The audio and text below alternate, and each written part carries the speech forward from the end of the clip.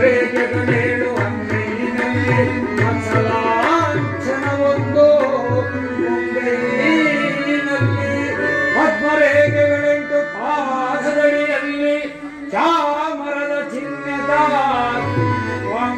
ವಾಮಾಂಗ್ರಿಥಳದಲ್ಲಿ ಇದೇನು ಸತ್ಯವೋ ಅಸತ್ಯವೋ ಮಾಚಲೇ ಬೇಡಮ್ಮ ಈ ಕಲ್ಪವಲ್ಲಿ